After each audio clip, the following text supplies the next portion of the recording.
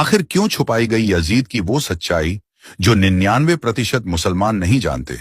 क्या इसलिए क्योंकि हकीकत इतनी दर्दनाक है कि सुनकर रूह कांप जाए? आज हम आपको बताएंगे वो कड़वी सच्चाई जिसे इतिहास के पन्नों से मिटा दिया गया, जिसे मजहबी चादर से ढक दिया गया।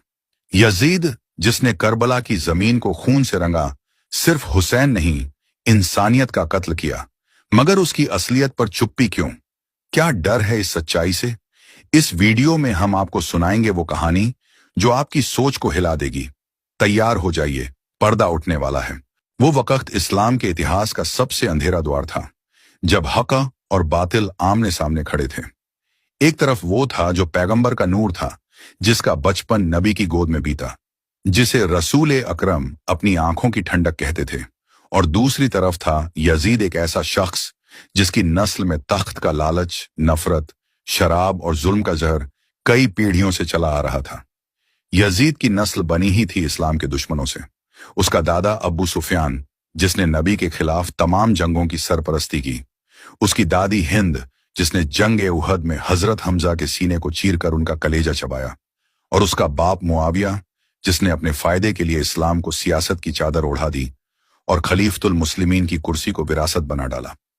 जब मुआविया की मौत हुई तो उसने यजीद को अपनी जगह बैठा दिया, एक ऐसा आदमी जिसे इस्लामी शरीयत से कोई वास्ता नहीं था।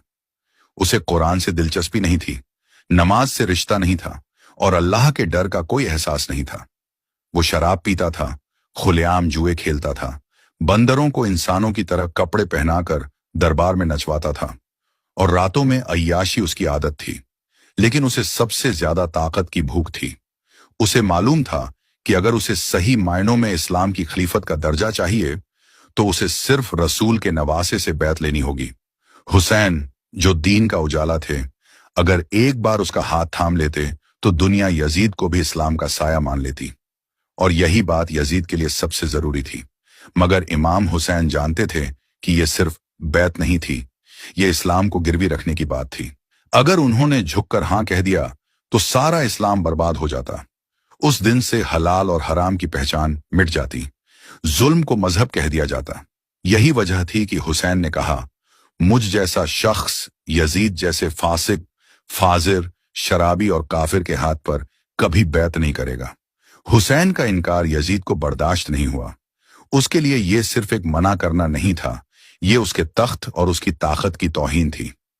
यजीद जानता था कि अगर हुसैन खड़े रह गए तो उसकी गद्दी नहीं टिकेगी, इसलिए उसने तय कर लिया कि हुसैन को या तो झुकाना है या मिटा देना है।